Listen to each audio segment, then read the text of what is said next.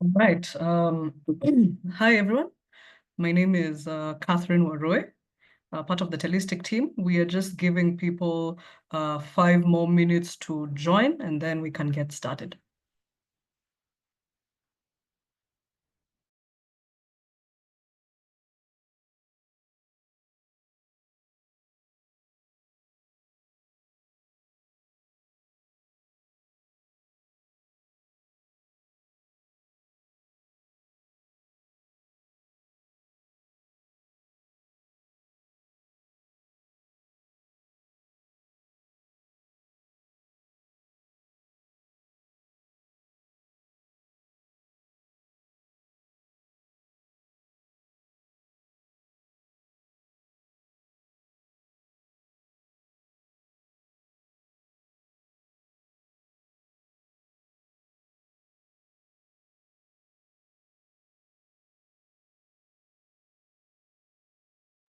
Again, for those of you who have just joined me, hi, my name is Catherine. We're just giving people, let's say, 3 more minutes, and then we can get started. Thanks.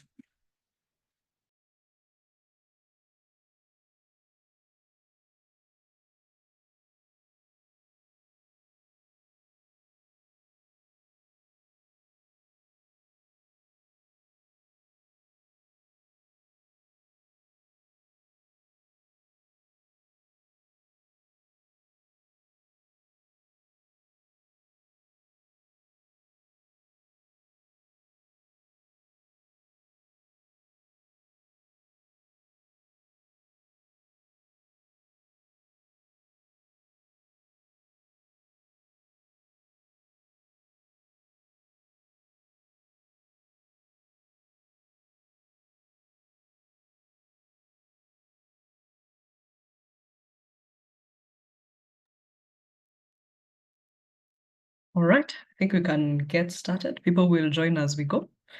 All right, so hello everyone. My name is Catherine Wanjiko Waroe. I am the Accelerator Programs Manager at Telistic Technology Services, who is the implementing partner for the BimaLab Africa program in partnership with FSD Africa. So thank you so much for joining the session, the launch today.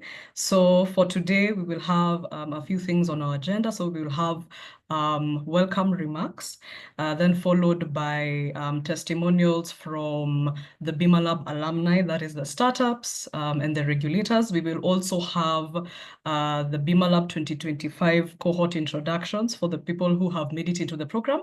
They will get a chance to introduce themselves briefly, and also we shall have the program walkthrough to understand what the BimaLab 2025 program has for us. And then we can end the session with a Q&A and closing. Okay, all right.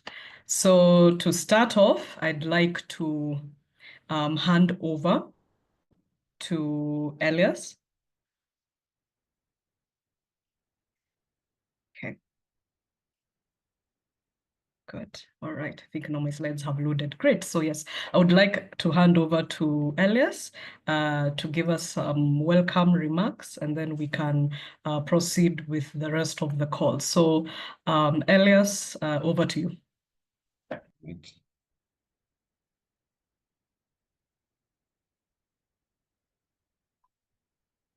Right. Thank you very much. And it's very exciting that we are kicking off the 2025 BimaLab Africa program.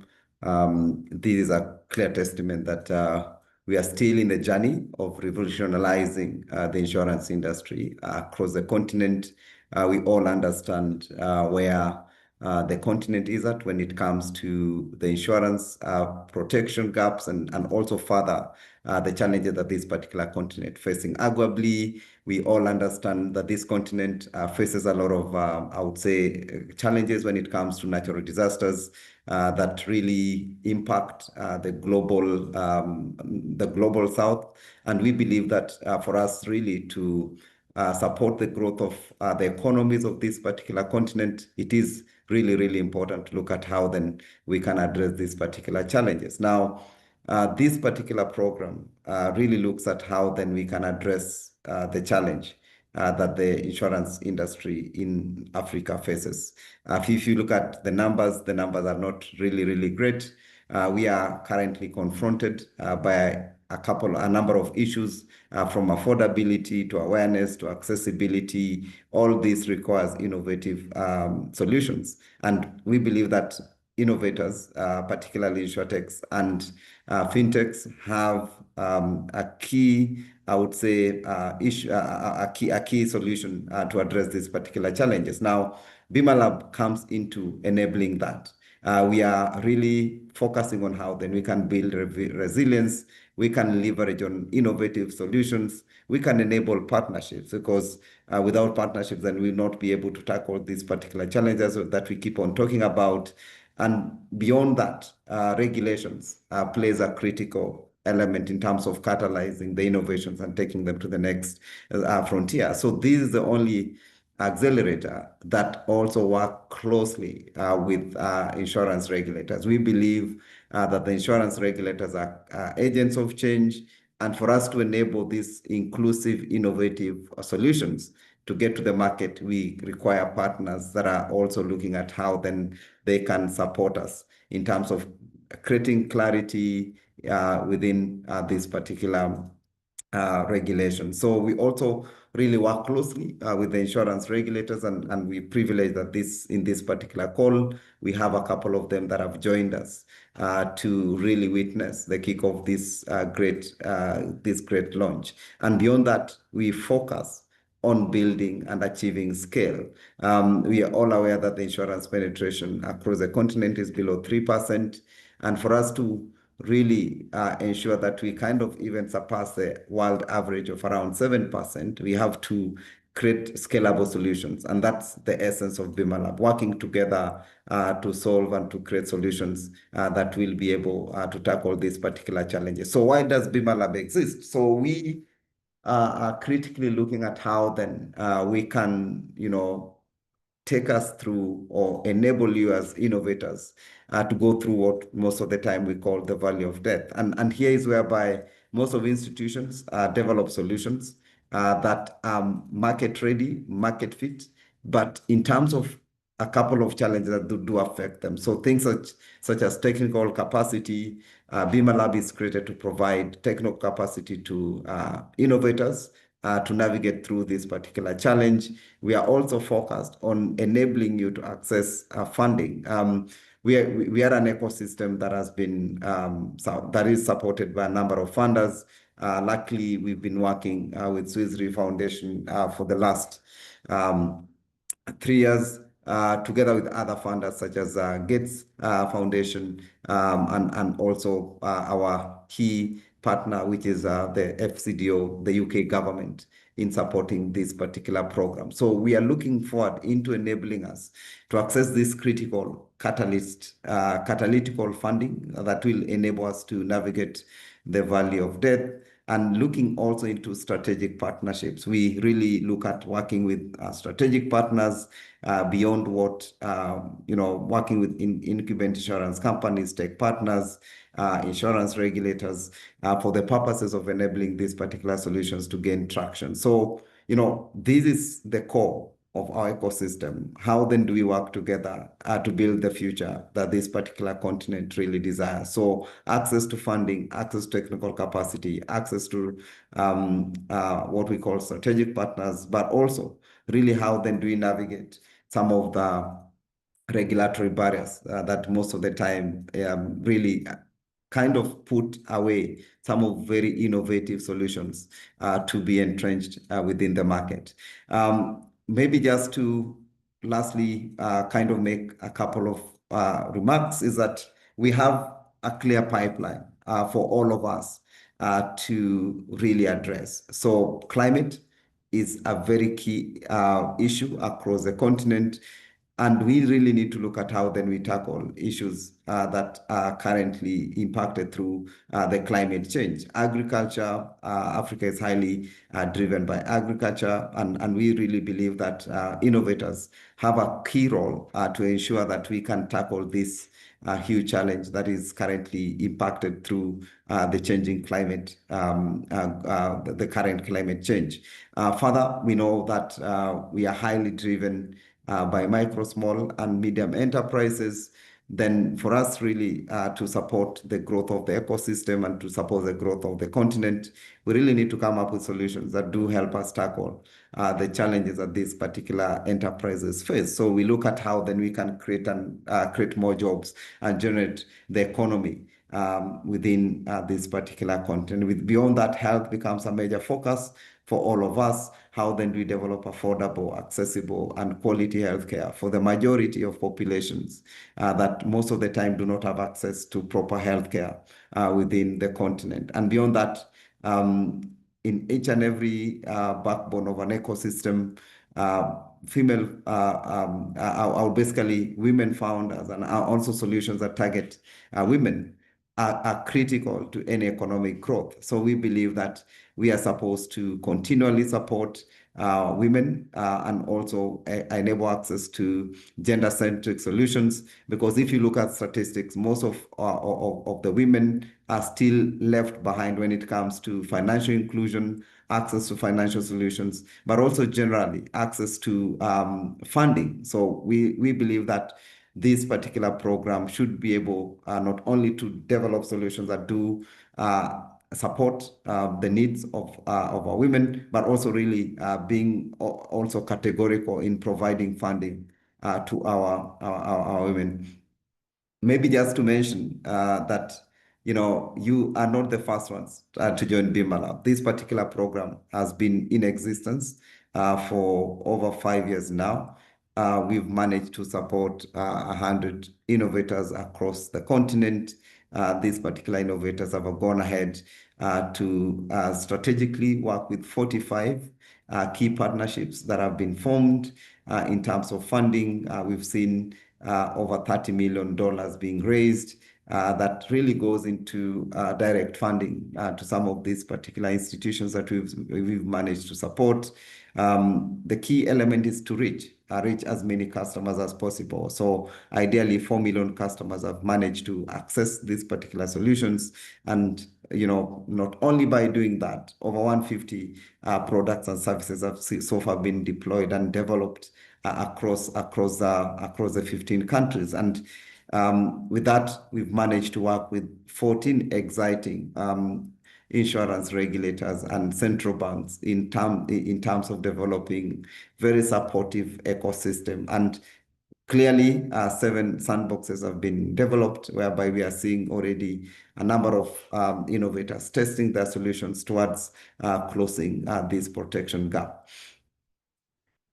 Maybe just to conclude, is that, we are in a journey, and most of the time, the people that are joining this particular exciting acceleration that will be happening for the next 6 months, you are the champions, and you are going to create the solutions that are highly needed for this particular continent. And my request is for you to work with our partners in terms of closing the protection gap. We are here to provide the support that you need. And also we are here to open doors wherever necessary for you to create these particular solutions. Further than that, I know we are working also in exciting countries with insurance regulators and also our other partners. I believe that all of us are in this journey to really see the rightful change being entrenched across the continent. So just to conclude, we are here to create a difference. We are here to make sure that our solutions not only impact that woman that is in a village somewhere, those people that are currently staying in borderlands. We are here to make a change that in the future, we are going to have a continent that is not only resilient, but also economies that can withstand the test of time. So I'll urge all of you, let's work together to make this a reality, so that as you join these 100 highly innovative startups that have gone through this ecosystem. We are going to create a change and basically move this number from 4 million to 6 million and create this funding that so far I've managed to raise around 30 million to something to do with 60 million. Just to mention, we are setting up the first BimaLab investment facility that will be looking into investing to commercially viable innovators across the continent. And having you being part of BimaLab, you get a direct access to that particular facility. That basically means that we are not only looking at providing acceleration, we are also putting our money where our mouths are. So make sure that this is not only a solution that kind of accelerates, but also puts funding to the rightful Insurtechs for the growth of this particular sector. So thank you very much, and we are looking forward to see those exciting innovations. We are looking forward to see a real change and transformation across the insurance markets, but also growing this economy that is highly needed for growth across Africa. Thank you very much, and looking forward to see the transformation that you guys are going to create. And congratulations for being selected. All right. Thank you so much, Elias, for those welcome remarks and a run through of what BimaLab entails. And just to echo what Elias has said, this is not the first time that BimaLab is running. And so for the next part, we shall hear from our startup alumni on how the program has been for them and what they learned from the program and how it has benefited them. So I will hand over to my colleague, Andrew Kamau, to take us through this section. Thank you. Thank you. I'm glad to meet you all. My name is Andrew Kamau Njanga. I am a program manager at Holistic Technology Services, and I'm happy to meet you all, and I hope you're having a good time.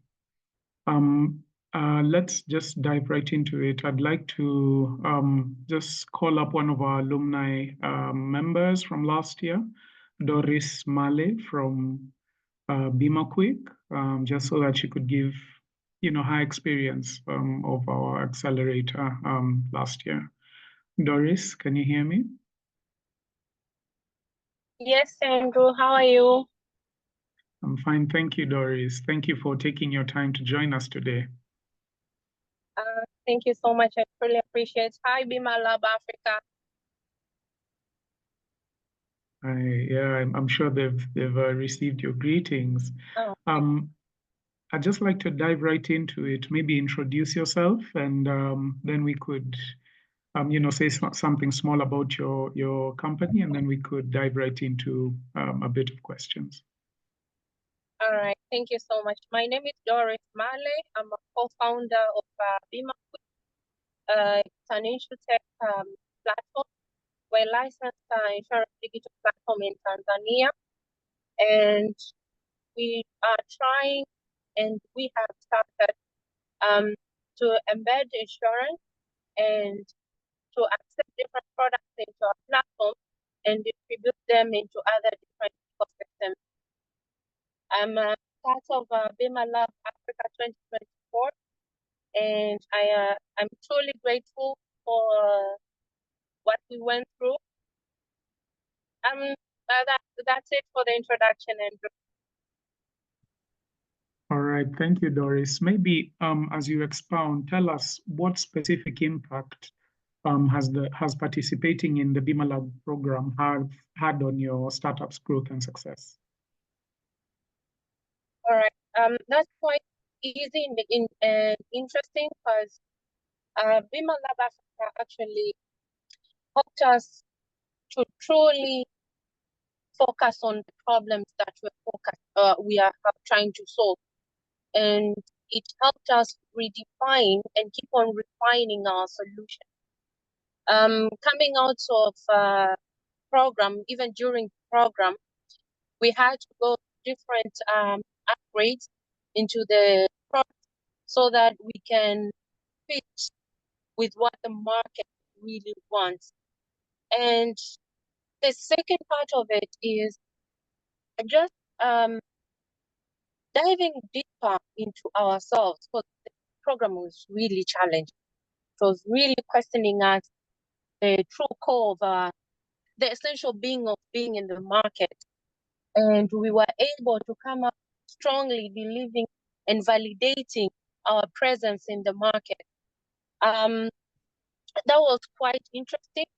And also it gave us a position of visibility and credibility in our market, not only in this market, but also in the neighboring countries.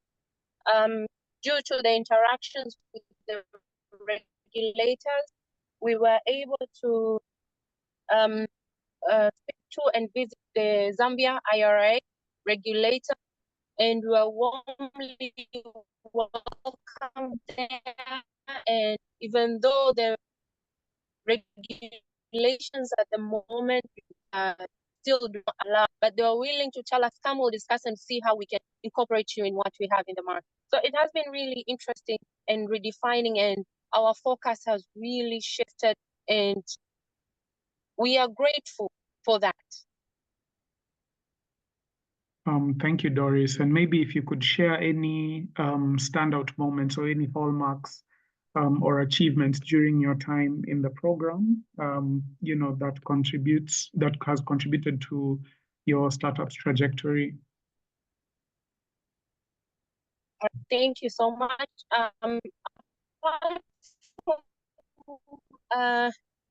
Winning the BimaLab Africa award, which was quite surprising and such great potential.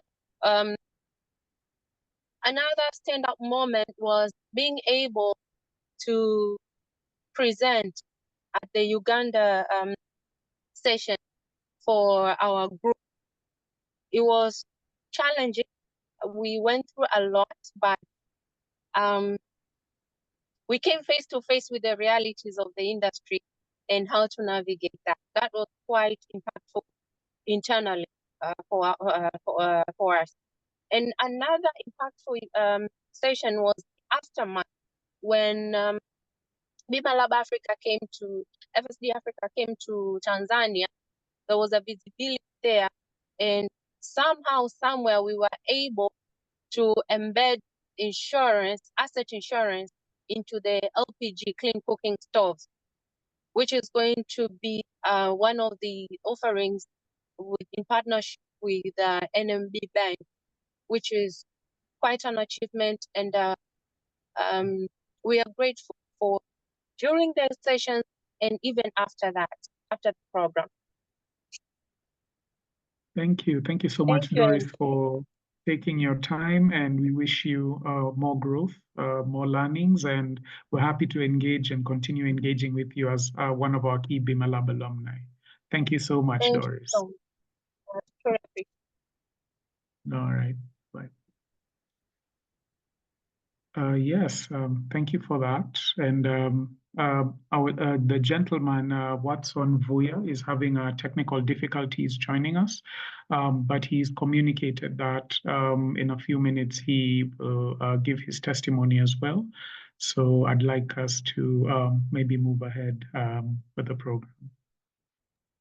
All right, thank you so much, Andrew. So yes, Watson can give his testimonial later. And just to add on to Doris's successes, and maybe to reiterate if she already said it, but Doris was able with her company to launch her product, Bima ya Chombo, around March 2025, which is motor insurance for vehicles, particularly bike riders. So I just wanted to echo the successes out of this program. Okay, so we will move on to the next segment. Okay, so here we are. Okay, so we are in Meet the Cohort segment, part 1. So our cohort is quite big. So we will do it in 2 parts. So yes, Andrew will take us through the first batch of the startups who have made it into the BimaLab 2025 program. So Andrew, over to you. So I'll cue the first one. Thank you, Aroy. I think we'll just jump right into it. Our first cohort, our first venture is AgRails, and as I mentioned on email, you will have a chance to introduce yourself. Tell us about your position and tell us something interesting about your organization. For now, we will start with AgRails. Mwenda Mugendi. All right, I'm here. One quick second. Let me just switch on my camera.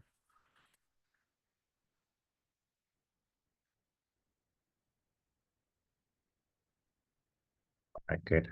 Good morning, good afternoon, everybody. I'm happy to be here today. My name is Mwenda. I currently serve as the team lead and CEO and co-founder of AgRails, where we are helping companies, particularly insurance companies. We work with insurance companies to help them understand how climate risk affects their deployment of insurance, their design of insurance, their risk assessments, and their payouts for their customers. And the way we do this is through a middleware Rails platform that enables them to understand climate risks exposures across millions and millions of their customers at scale.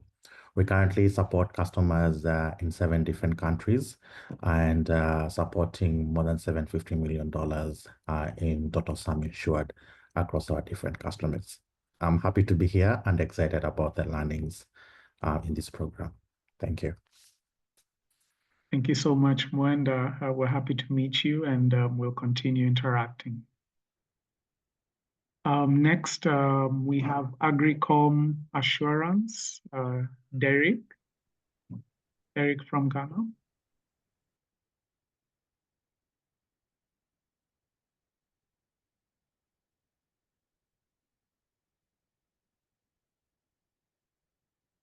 Hello, Derek. Can you hear us?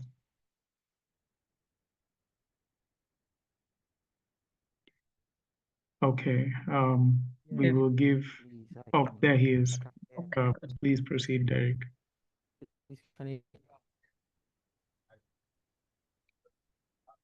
Okay, so I'm Derek Awume, the co-founder and then CEO of Agricom Assurance. At Agricom Assurance, we leverage on satellite technology, predictive AI, and then machine learning to provide data-driven agricultural insurance to smallholder farmers that protects them against climate-related risk, such as drought, flooding, pest and disease attacks. And then we also provide them with affordable pensions contribution options to provide them with a nest egg for their old age. Yes, that is, I think this is what we offer. All right. Thank you, Derek. Pleasure to meet you, and we will continue interacting. Thank you, Derek. Next up, we have Obic Business Solutions, Diana from Zimbabwe. Welcome. Good afternoon, everybody. It's such a wonderful thing to be here. So my name is Diana Homoza, and I represent Obic Business Solutions.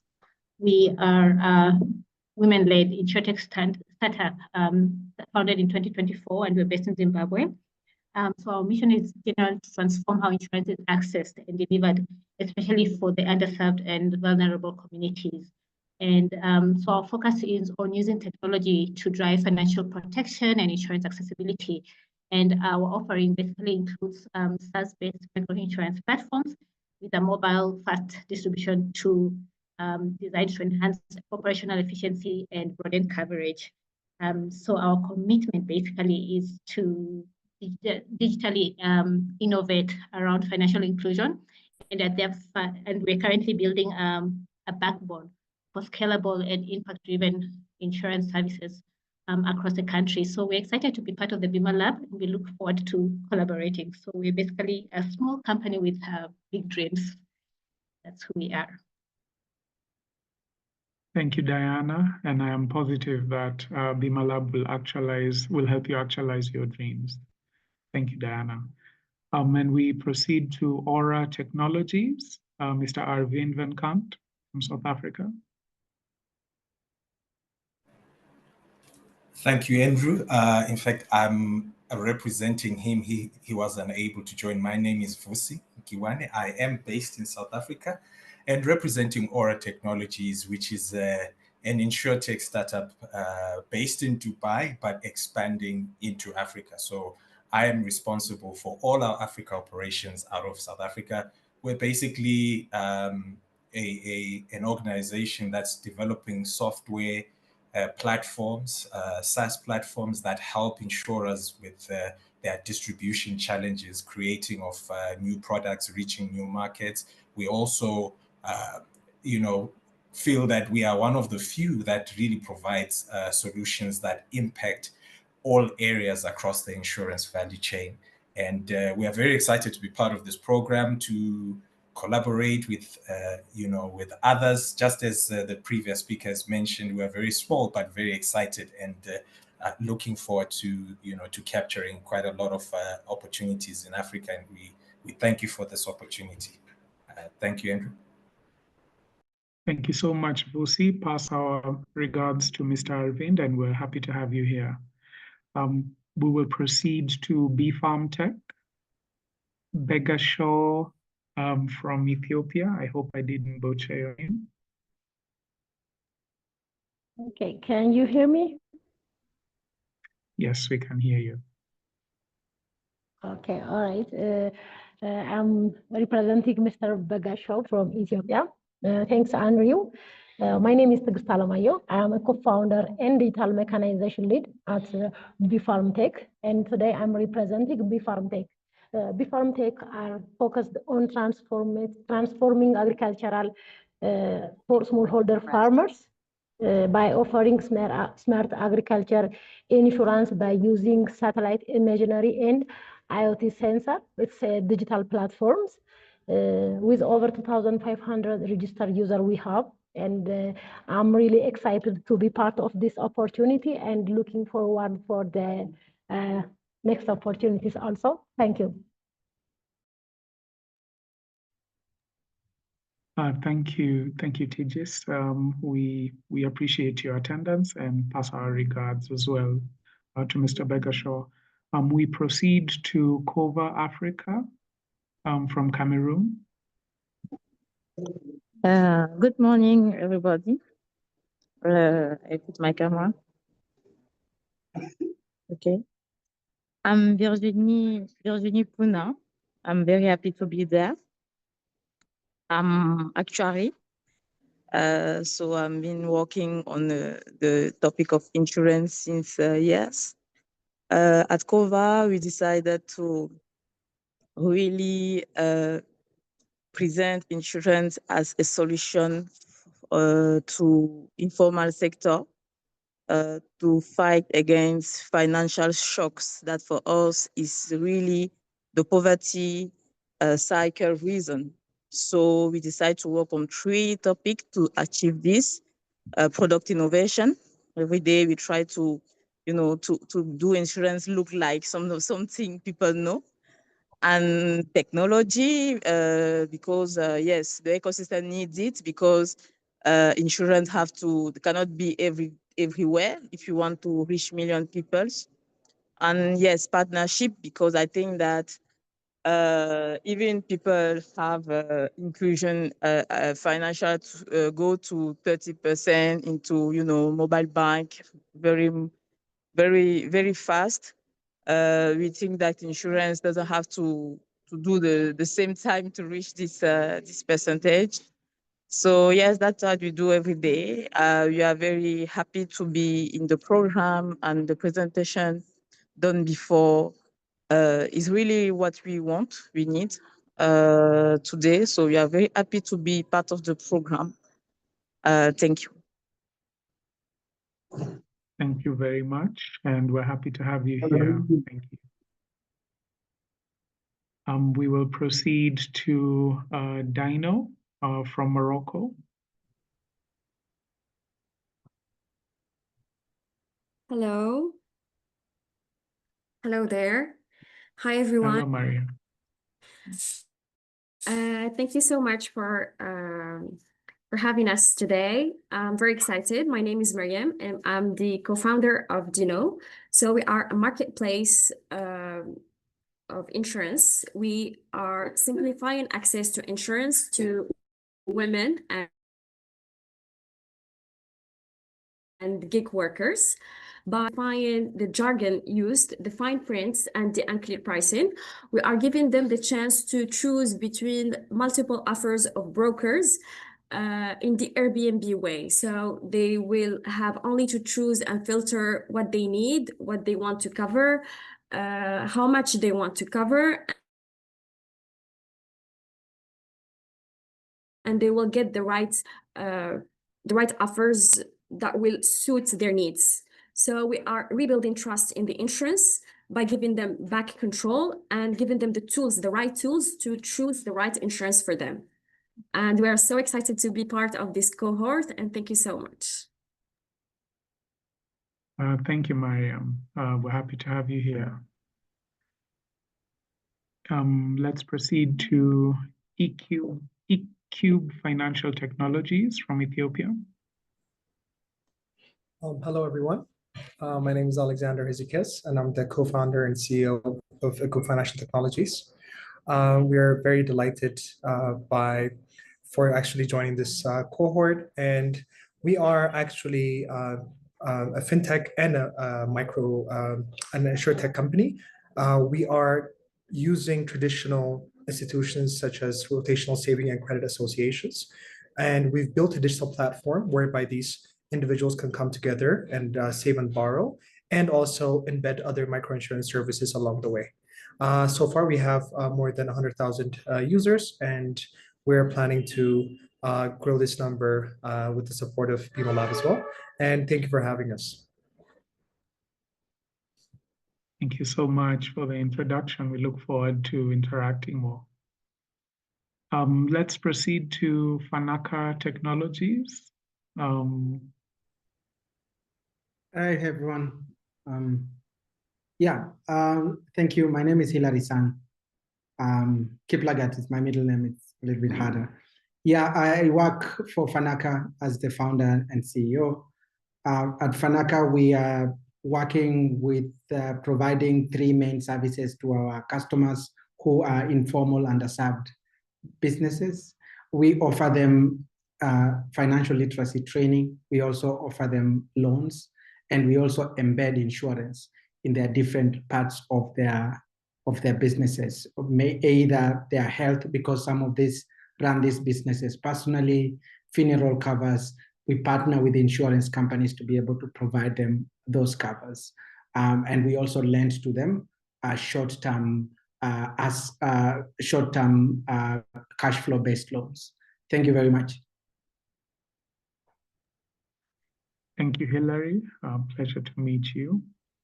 Let's proceed to G&M from Kenya.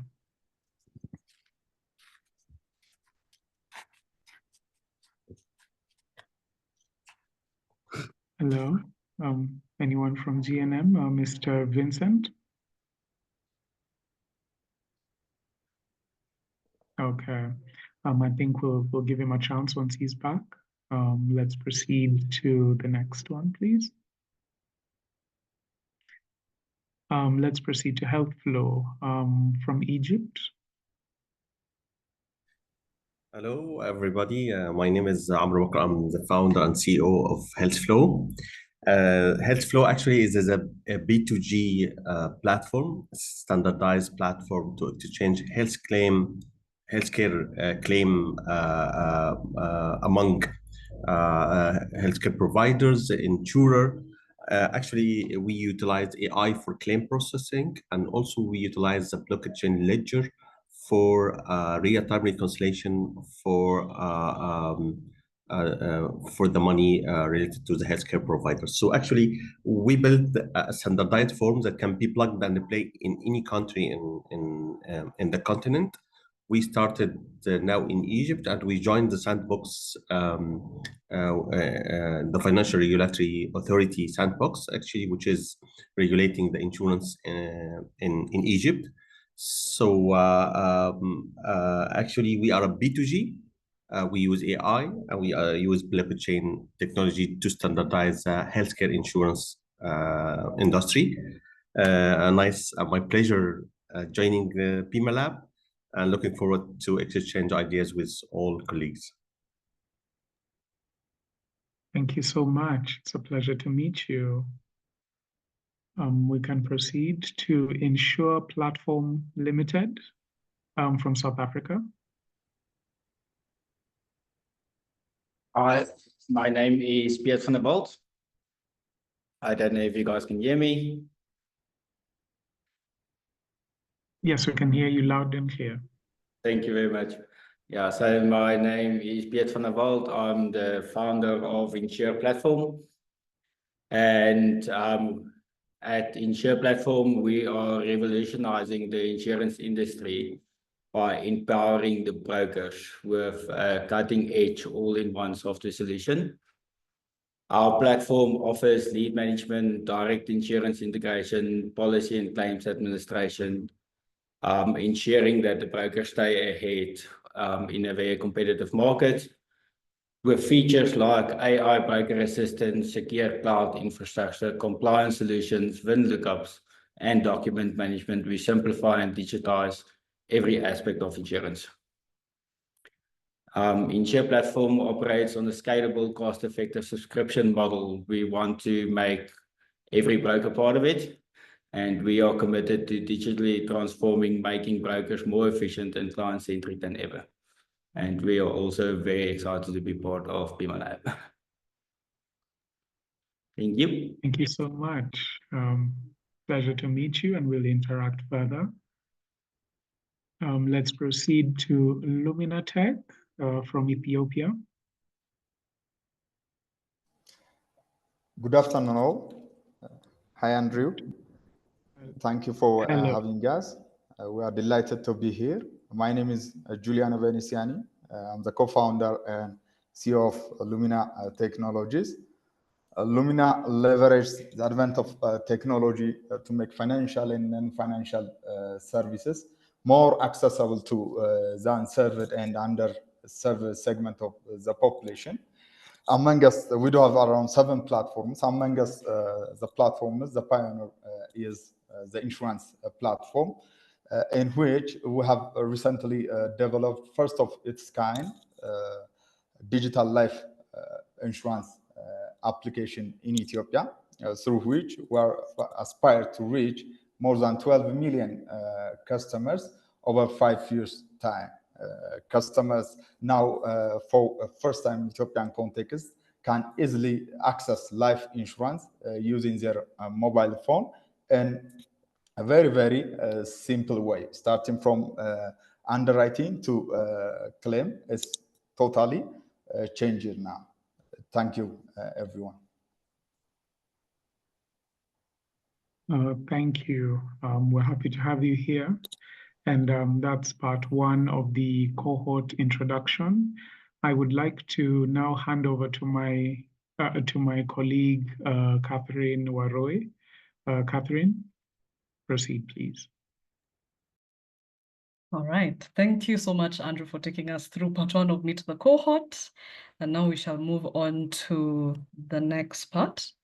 So for the next part, we shall be hearing from our regulators who have been part of the BimaLab Africa program before. So I shall hand this over to my colleague, Alex Musioka, who will take us through this part. Thank you. Thank you so much, Catherine. And everyone, thank you so much for participating in today's session. Today we have 2 testimonials from the regulators. We have Kenneth, who is the Principal Manager for Licensing and Regulations at NICOM, the regulator from Nigeria. And we have Sonda. She's the Manager for Market Development over at the Pensions and Insurance Authority in Zambia. So I'll start off with you, Kenneth, if that's okay. I just wanted to know from you, again, from your perspective, what has been the most significant value or tangible outcome from the BimaLab program that has brought to the regulatory landscape within your country?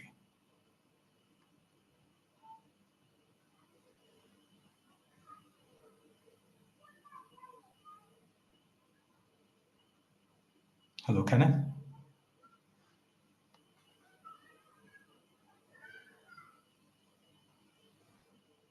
Let me just switch gears. He might just have an issue with his connection. Yeah, I'm here. Okay, wonderful. Thank you. Yeah, good afternoon, everyone, and hi, BimaLab. Thank you, Alex. My name is Kenneth Osiaro. By the way, today is Independence Day in Nigeria, so we are having a public holiday, and that's why some of us are at home.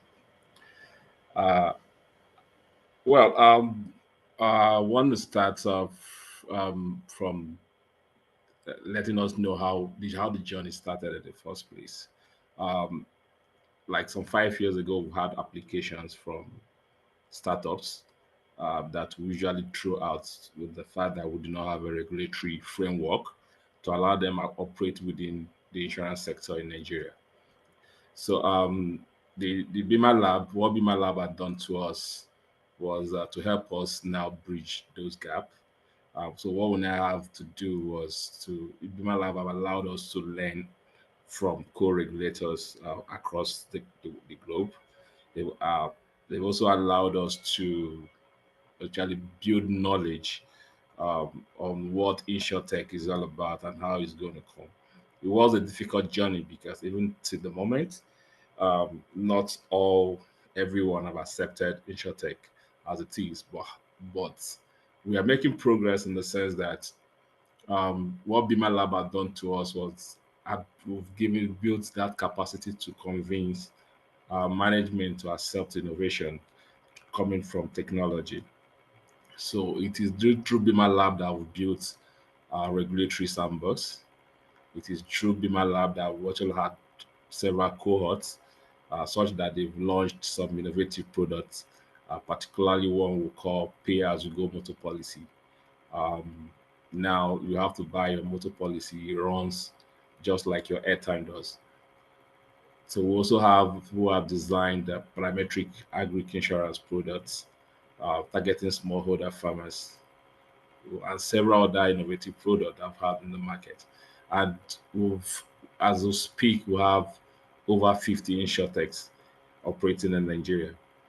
So because we do not have a regulatory framework, so through BimaLab, we've been able to do a regulatory guideline on operation of Insurtech. So now we'll be licensing Insurtechs to fully operate as a full-fledged insurance practitioners in Nigeria. They are not only going to operate as distributors or enhancing services for insurance companies. We also have a section where any one of them who has the capacity can also design and underwrite their own type of products. So BimaLab actually done a lot. So the knowledge has actually increased. In the commission, we usually would not have worked with BimaLab on 3 different projects. We've worked on what we call R3 Lab. They've designed an innovation tool also for us, which has prompted the commission to create a directorate purely in charge of innovation at this point. And you can see from here, I used to be in charge of licensing and regulation, but because of BimaLab and the activities, the projects we've engaged with them, we've created an innovation directorate, an innovation hub as well, which I'm now heading. So and what we're doing in that innovation hub, we're now allowing startups to come and test their solutions, and we're also doing that in partnership with BimaLab. So BimaLab have given us a platform to actually launch innovation in Nigeria. Thank you. Thanks, Kenneth, and again, happy Independence Day to Nigeria. And just a follow-up question to that. Just speaking of Nigeria, where you're often seen as a trailblazer in regulatory innovation on the continent, beyond the outcomes of your engagements with BimaLab, what would you say are some key drivers or even enabling factors that you think have positioned Nigeria, at the forefront of financial and insurance innovation in the continent? And do you see BimaLab continuing to support this? Yes. From your last question, yes, absolutely. I see BimaLab continuing to support innovation across Africa. African market, when it comes to insurance, is yet untapped. As regards to what is driving us in Nigeria, we have a population of youth who are tech savvy. We have a regulator, a management now by a new management who is now pure in support of innovation and what we want to be doing as a country. So we have a government as well who is also interested in financial inclusion. So that gives us a lot of leverage, even though the previous government also played a little part of that. But this one pure seems to have it as part of its strategic goals, and that also forms part of the strategic goal of the commission as well. So that's our driving force. We have a large population, like all of us do know. We have a lot of mobile phone users in Nigeria. So we believe that so that's our key drivers actually. And with BimaLab, we believe we can cross board. I've seen exciting cohorts already from this 2025 BimaLab program.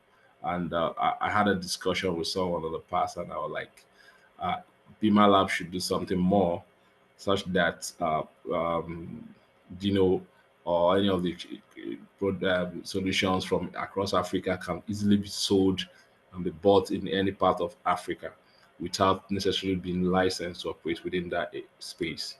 And that is where hopefully we are headed to. We'll form a platform of regulators discussing it informally. And I'm sure with BimaLab, we'll fine tune it and we'll move. So thank you, BimaLab. We know you continue to support Africa insurance industry. Thank you. Thanks, Kenneth. Thank you so much. Excuse me. I'm going to switch over to Yizaso. Yizaso, I hope that you're ready to go. I'm going to kick off with a similar first question that I asked to Kenneth, and I just wanted to know the benefits or the value that the BimaLab program has brought to the regulatory landscape in Zambia. If you can share just a little bit on that, that would be really helpful. Okay. Thank you, Alex. I think the benefits that we've seen have been twofold for us. What we noted as a regulator coming into the space of insurtechs and fintechs was that, first of all, our environment was not conducive for insurtechs. And as a regulator, we had to take the step forward to sort of spur innovation within our industry. And that led us to working around the development of our sandbox framework. But also, in order for us to support insurtechs on our market, we needed to understand how this ecosystem would work, and also sort of take a step back from being so closed as regulators, learning how to be flexible, how to accommodate insurtechs, and then also being able to assess the risks that these insurtechs carry, and not just take a step back because they come with risks, but understanding what the benefits to the consumers would ultimately be. And so in looking at that, we've been able to apply proportionality when it comes to product approvals. We don't have specific regulations that speak to sandbox or fintech. So we had to figure out how we would be able to supervise these entities. And so with the support of FSDA, we've actually finished developing our sandbox framework, and we're hoping that next year we would have our first cohort. On the broader innovation landscape, I would say from the conversations that I've had from some of the insurtechs that have participated in the lab before, I think they've been able to, first of all, have access to a broad range of mentorship. I think we all understand that most of the fintechs or insurtechs in Africa tend to be led by a much younger demographic. They don't have as much experience working. They're not seasoned entrepreneurs. So they tend to need a lot of guidance. And the BimaLab has been able to provide that to a number of them. And that has been, I think, a game changer for a lot of them. And then there's the development of networks. I know Kenneth mentioned the regulatory network, but I think even the innovators themselves have been able to build networks within themselves. And I know from one of my colleagues who is an innovator, he did mention that the BimaLab has allowed him to think beyond the borders. If he feels like his company is ready to spread its wings, he has contacts in a number of African countries, and the other colleagues can help him branch out. And beyond that, I think the ease of the technological advancements that we see in other countries, we're able to learn from the mistakes that have been made by other innovators, other regulators, and we're able to pick that up without having to go through the same growing pains that those institutions have had to go through. And then lastly, I think it's the access to funding. I think one of the biggest challenges for a lot of our insurtechs and our startups is having access to funding. And the pitching session that the BimaLab Africa provides tends to be very useful, even for the entities that may not get funding at that specific session, but they get exposed to prospective investors. They get ideas on how to improve their pitch for investors in future.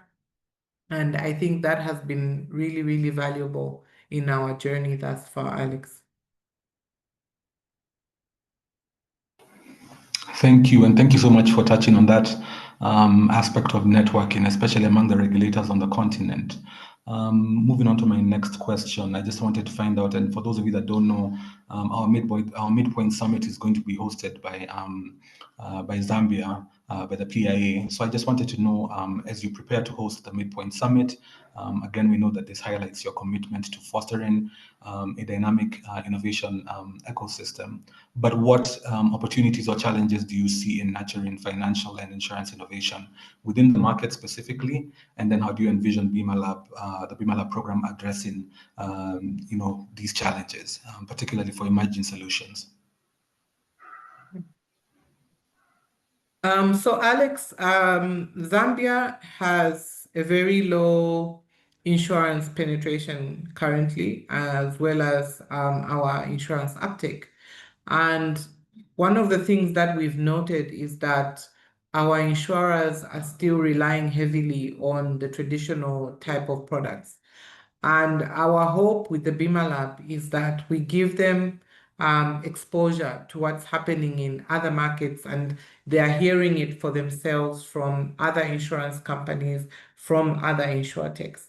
And we are hoping that this will be the light that sort of sparks off innovative products on our market that allows us to have a broad range of products that are actually meeting the needs of the consumers that we are looking for. And on the flip side of it, when you look at our statistics for insurtechs at the moment, I think we have very few insurtechs. They could be less than 5 currently on the market. But we'd like to see a few more on the market, and we'd want to see them growing with a good trajectory. And even as we prepare to launch our sandbox, we're very aware of the fact that one of the things that makes it very difficult for insurtechs to survive is there's no one to take up their products or take up their ideas. And so with the BimaLab, we are hoping to showcase what has been done in other countries to both our insurtechs as well as our insurers. And also just emphasize the point to our insurers, the importance of collaboration, because a lot of our insurance companies have been going it alone. I think we see this even in the banking sector, where a number of banks now are preferring to sort of set up their own fintech units or set up their own fintech institutions. But what we would want them to do is to actually collaborate with those who have a focus in Insurtech and also ensure that they develop products that are going to grow our market in the long run. Okay, thank you so much, Isaso, for shedding light on what the local market looks like, and we look forward to meeting you next month in Lusaka. I will hand back to my colleague, Catherine. Thank you very much, everyone. And thank you, Kenneth, as well. Thank you so much, Alex, for taking us through the regulator testimonials. So the next segment is Meet the Cohort Part 2. So for the startups who haven't introduced yourselves, kindly get ready to do so. But before we do, we now have Isa's firm, that is Watson Vuya, on the call with us, and he was supposed to give us his startup testimonial as an alumni. So I will hand it back to my colleague, Andrew, to cue that conversation. Thank you. Thank you, Kate. And thank you once again for being patient with us. Mr. Watson Vuya. Yes, Mr. Andrew, good day, good day. Good day. How are you doing? I'm doing well. How about you? Thank you for making time. Sorry for being a bit late, guys. We just had another meeting also to attend, but I'm glad to be here. Glad to also introduce the new cohort into the new year. So it's been exciting. Thank you, Watson. And I'd just like you to maybe take a minute to introduce yourself and then maybe follow up with a specific impact that participating in the BimaLab program has had on your startup's growth and success. Thank you very much. I'm Watson Matsa. I'm the co-founder and CEO of BimaLab Africa. We're an Agrifintech solution that provide blockchain insurance, smart farming advice, and also access to credit. In the beginning, we were a normal farm management platform. And we went to go test out our solution in the market, found out that farmers need more than just data. It needs the data to be used to create cheaper products. And we then ventured off into insurance, being an area that consumes a lot of data to make decisions. And by doing so, BimaLab was instrumental very much in allowing us to understand the different stakeholders, the different people that are important around regulators as well, made up with the Nigerian one, the Ugandan one. So just being exposed to those regulators, you can actually see what kind of solutions are out there, and allowed us to really test out our model in Uganda. We're based in South Africa, but we work a lot in as well. And we've got about 200,000 farmers there. So it's a big cohort we want to penetrate. And so BimaLab really gave us the tools needed to understand how to enter into the insurance market. Thank you. Thank you, Watson. And maybe if you could tell us how has BimaLab supported you in overcoming challenges that are unique to the Insurtech industry, especially within your line of specialty, and what lessons have you learned from that experience? I think BimaLab was very instrumental in allowing us to understand the different, or be able to go deeper into localization and really understand what are the needs of the different areas, the different countries from a regulation perspective, and understand deeply exactly how that works. So for us, it was the lessons learned that we actually got out of there. Got to have a more sense of depth in terms of how to be more compliant, because you can go fast, but if you don't have the right structures, you will always collapse in the long term. So being able to really go into the nitty-gritties of how to ensure that your solution works for all tech partners and also all the insurance companies. So that knowledge was very good for us. We learned deeply what that meant, because I think insurance is a very technical industry. So really knowing those nitty-gritties helps you actually execute. Thank you for that, Watson. And maybe just to wrap up, maybe share with us any standout moments, any achievements during your time within the BimaLab 2024 program that have contributed to your current startup's trajectory. Yeah, so I think since the program started, we were able also to sign new contracts. So in January, we signed a contract with the government of Zimbabwe and their insurance arm. They're running a national blockchain index insurance product with us. And that was quite interesting because we were able to position our product correctly to the right customer. So immediately when you're able to do that, your customers actually become your partners. And I think that discussion on how to sort of position yourself as an Agritech was important. So it really helped us get ahead in terms of entering new markets and rolling out the solution quite wide. And lastly, we also partnered up with MTN to be part of the agri services across Africa, because they don't have a pool of smaller farmers which they serve particularly. So they want to look at that. So being able to really be investment ready, be sales ready, and also to be compliant. So I think all of those three facets actually are quite important in the insurance industry.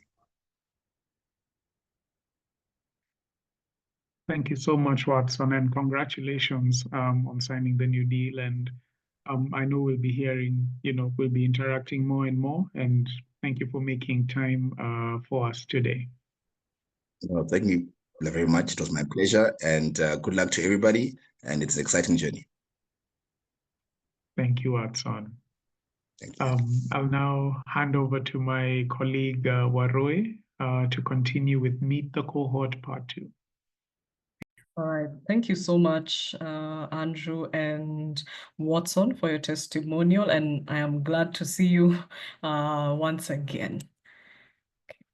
So we are getting into Part 2 of Meet the Cohort. So as your slide comes on, kindly unmute your mic and introduce yourself and what your company does briefly. So we are starting off with Mecca. So Ken, Elvis, and Tim, kindly introduce yourselves. Hi everyone, I'm Ken. I'm the co-founder and CEO of Mecca. Mecca is a B2B payment platform for businesses in Africa. We start in the DRC, where over $100 billion of B2B payment are conducted each year in cash by nearly 10 million economic operators. And we want to target them by offering a digital platform, combining a mobile app and an agent network to first streamline their B2B payment, and second, offering them business management tools that will facilitate the daily management of their businesses. And we now want to partner with insurance and local agents to scale community-based micro-insurance products like micro-pensions, savings, micro-health, because our platform enable broader, faster, and more precise KYC verification, scoring, and premium collection. So very happy to be part of this exciting journey. Thank you, Ken, and we are happy to have you on board. Next up is Nomad Pro Africa. Kiambi or team, kindly unmute and introduce yourselves. Good afternoon. My name is Kiambi Cavalli Tete. Nomad Pro Africa is a social enterprise that is operating in agriculture and climate resilient sector, with really a big dedication and focus on transforming the livelihoods of pastoralists communities in Africa. We have a technology-enabled platform that delivers climate resilient, inclusive insurance, and other livelihood services to pastoral communities. Our flagship offering is what is called the index-based livestock insurance. It's a product that is designed to protect pastoralists from drought-related livestock losses through early payouts that are done so that the pastoralists can have access to fodder, water, they can be able to buy water and fodder. So it really protects that the animal is not lost, but the animal is protected and kept alive during the long seasons of drought.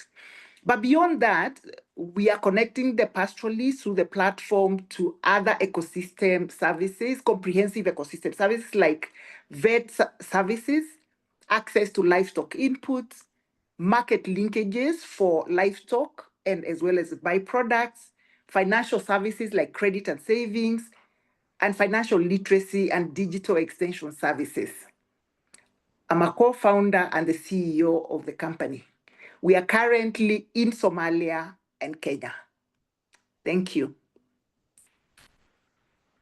All right. Thank you so much, Kiambi. We're happy to have you on board. The next is OK Casa. So Sophonius and team, kindly unmute and introduce yourselves.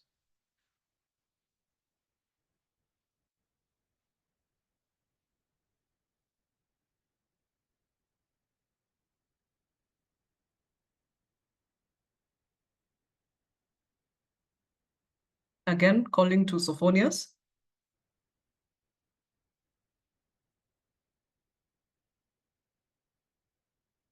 All right. I think they are not on the call, so I will just go ahead and read out what they're about. So OK Casa is a platform that enables embedding of insurance products across multiple user interfaces, which includes ride-hailing apps and e-commerce platforms, and it simplifies the access and process of purchasing insurance by the end-line customers. Right. The next startup is Prepare Capital. So Philip, Lillian, kindly unmute your mic and introduce yourselves. Hello, everyone. My name is Philip Odino. I'm the CEO and team leader at Prepare Capital. And at Prepare Capital, we offer digital input loans to smallholder farmers in Africa.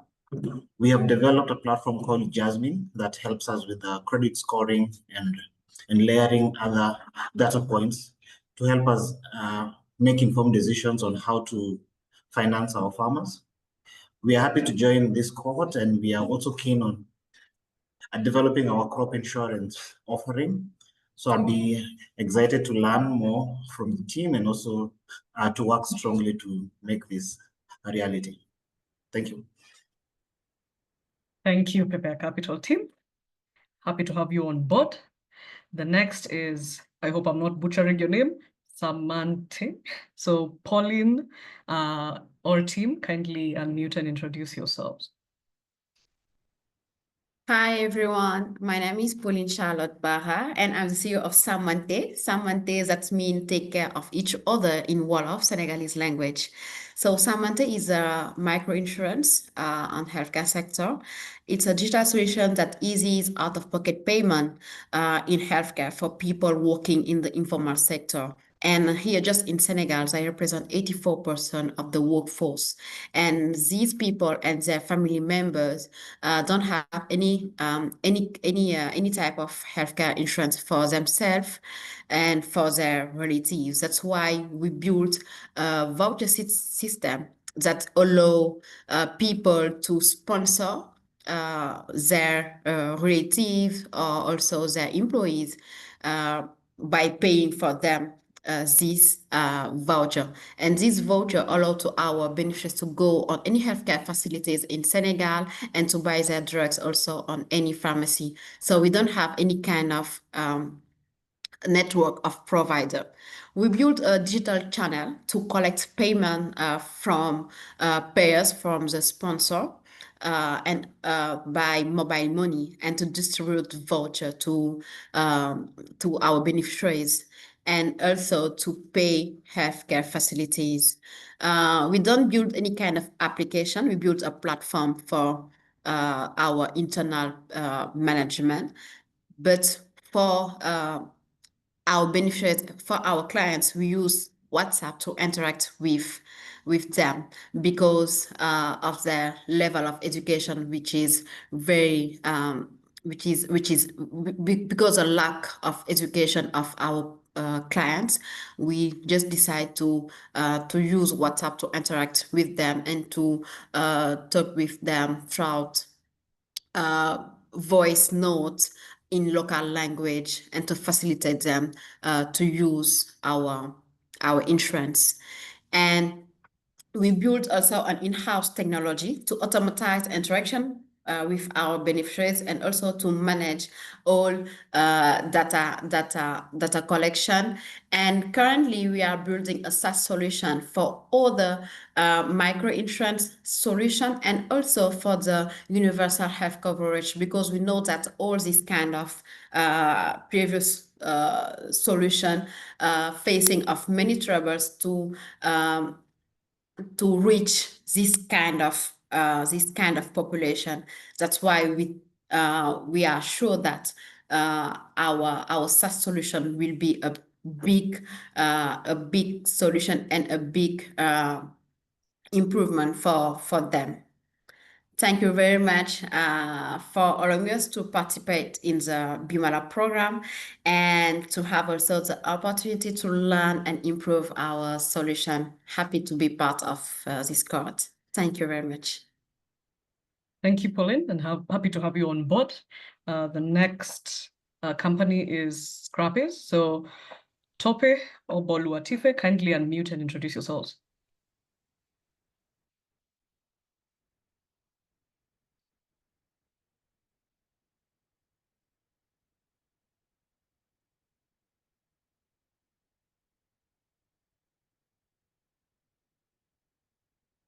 Again, calling to Tope and Boluatife. Are you on the call?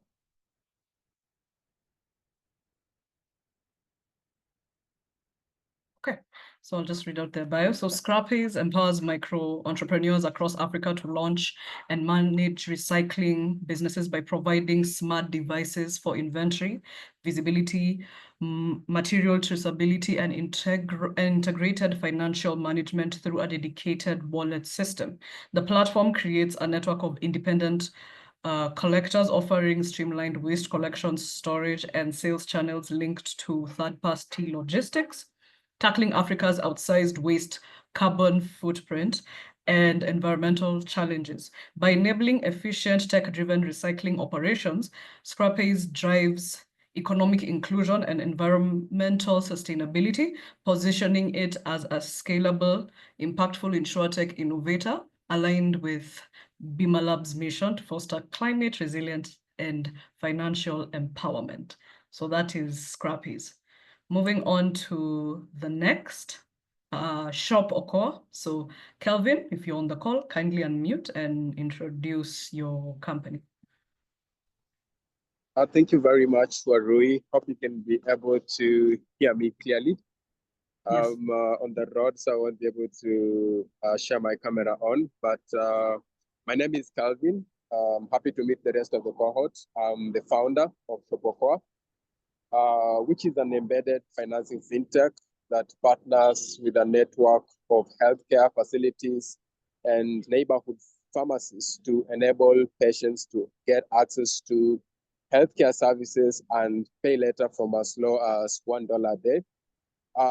Then based on their repayment behavior and other alternative data sets that we collect, we're able to use AI to create targeted micro health insurance products that they can afford, thereby increasing their health coverage, especially among the low-income communities and women, and at the same time, advancing our mission of ensuring that we're able to eliminate out-of-pocket expenses among those who do not have access to health insurance or those who previously didn't know that they can afford health insurance. And that is what we are doing as part of our work here in Kenya, as we plan to also scale to other countries, especially in partnership with some of the cohort members that we are going to meet during this program. Thank you very much.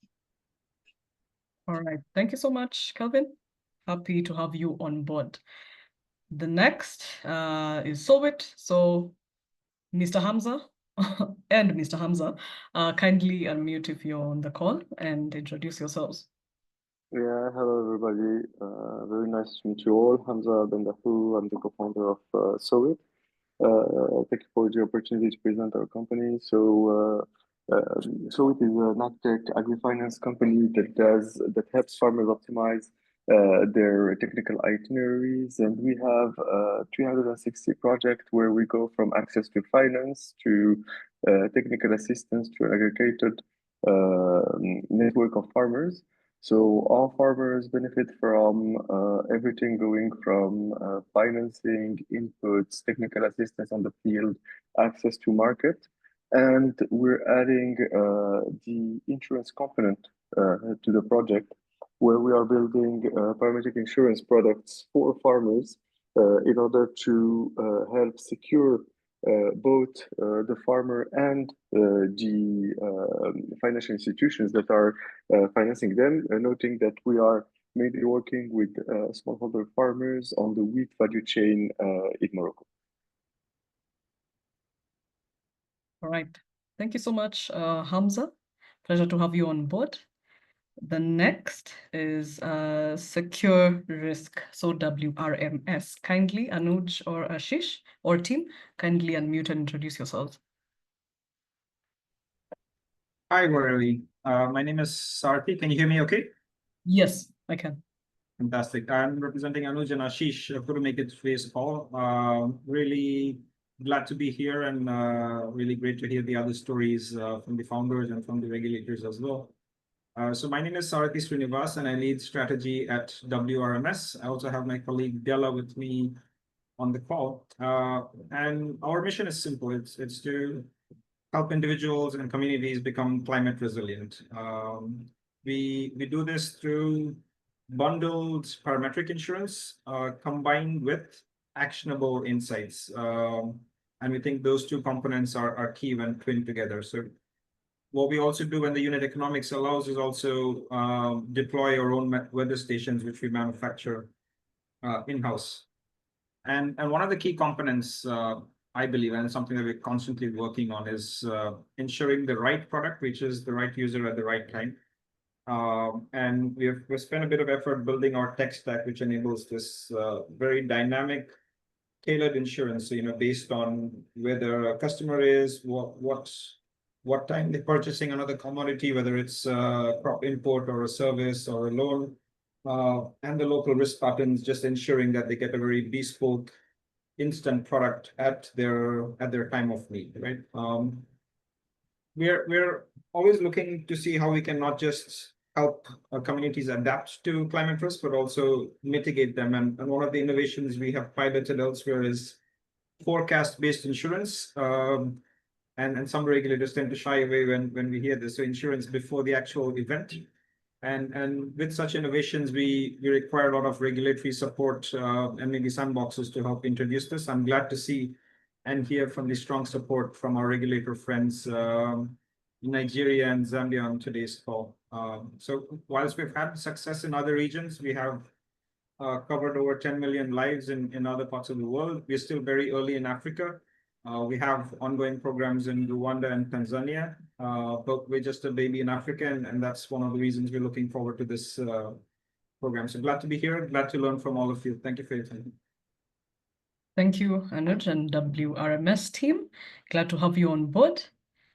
The next is Yanai Health. So Talent or Marjorie, kindly unmute and introduce yourselves. Hello, everyone. Good afternoon. My name is Talent, and I'm a co-founder at Yanai Health. So at Yanai Health, we are on a mission to support those that are excluded from traditional healthcare financing models. As an example, think of trying to get an insurance plan for your 70-year-old hypertensive mother. It's nearly impossible. We also believe that healthcare financing models must not only support people when they are already in a hospital or when they're already sick. Instead, it's very important to have health financing models that allow people to stay as healthy as possible for as long as possible. We always say it's probably better to prevent a stroke than to treat a stroke when it has happened. So that's why we are building a proactive and digitally enabled healthcare solution that supports preventative care, chronic disease management, as well as acute care managed via a microinsurance solution. This especially designed for those who need it the most, that is the people with chronic diseases, also our elderly relatives. So this is also powered by smart healthcare, smart financing models, which includes at the moment diaspora healthcare remittances and also healthcare savings accounts, which allow people to fund and follow their care in a more structured manner. So in a nutshell, we are a health tech company with a fintech and insurtech DNA, and we're excited to be part of BimaLab 2025. We hope to learn, grow, and establish partnerships that can help us bring this solution to those who need it the most. Thank you so much. Thank you, Talent. Welcome on board Yanai Health. The next is Zimbus Abantu. So Tawanda or team, kindly unmute and introduce yourselves. Hi, everybody. My name is Tawanda. I'm just having an unstable internet, so I will not switch on my video for today. So, we are newbies in the microinsurance space. We, provide healthcare for the informal sector. So we're pretty much focused on, the NCDs care and the HIV and the whole comorbidities discussion, but focusing on the marginalized. So we're very much excited to be part of BimaLab, and thank you so much for having me. Thank you so much, Tawanda. Welcome, Zimbusa Bantu. All right, the next is Ziplo. So Omar or Walid, our team, kindly introduce yourselves. Yeah, hello everyone. Good afternoon. Thanks for the call and for the presentation. I'm Omar. I'm the founder and CEO of Ziplo. So at Ziplo, we leverage artificial intelligence to help federations, insurers, and adjusters fight insurance fraud and streamline claim management. So we are convinced that by doing that, we can improve the exchange of information between insurers and reduce premiums paid by honest clients, so allowing more people to access insurance products. Yeah, so we're glad to join the BimaLab and to meet actors across Africa. Thank you. All right, thank you so much, Omar and Ziplo team. So I would just like to call out one person who we had who did not introduce themselves in the first round. So that is the G&M team or the Green at Mind team. If you are on the call, so that is Vincent and team, kindly unmute yourselves. And introduce yourselves.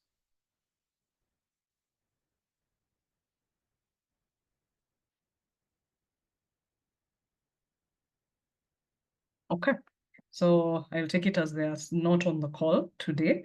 So I'll just go ahead and read out their bio. So Green at Mind Limited delivers affordable, clean cooking solutions, stoves and briquettes made from recycled waste and charcoal dust, targeting low-income households to reduce indoor air pollution and deforestation by addressing critical social issues like women's safety, school absenteeism, due to firewood collection and limited income. Green promotes smart cooking technologies that improve health, empower communities, and create sustainable livelihoods. With 31 youth jobs created and 61 local businesses empowered as distributors, Green is building a scalable, socially impactful, clean energy ecosystem aligned with climate and inclusive development goals. And Green is currently building a product around climate insurance. So they are part of our climate insurance startups in that vertical.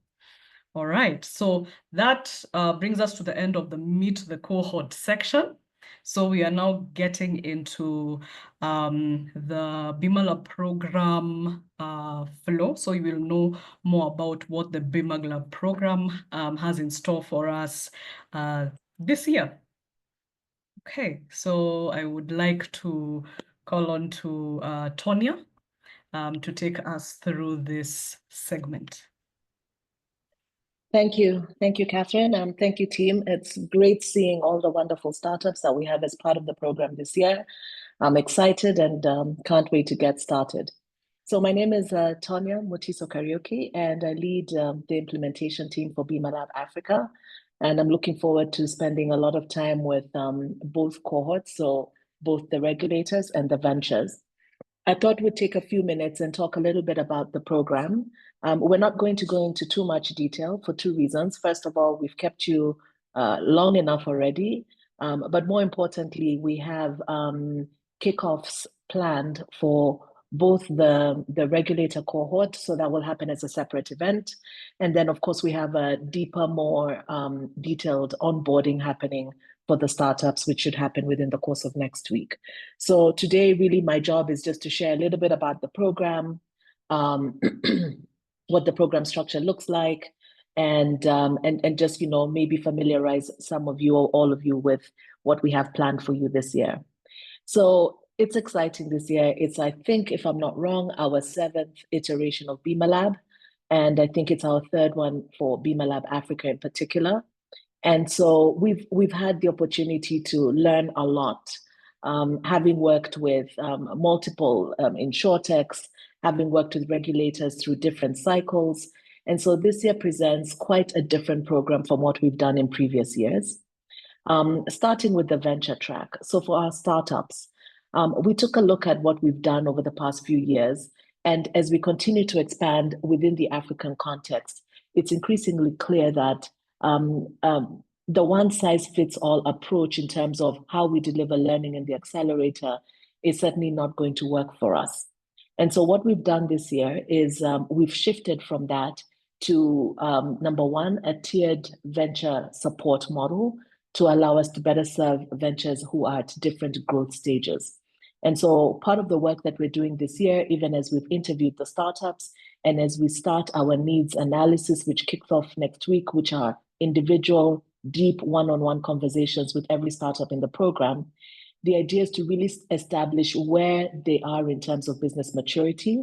And what that will really help us do is create a more bespoke approach to learning for each individual entity that we're engaging with. We're looking to have potentially 3 different streams.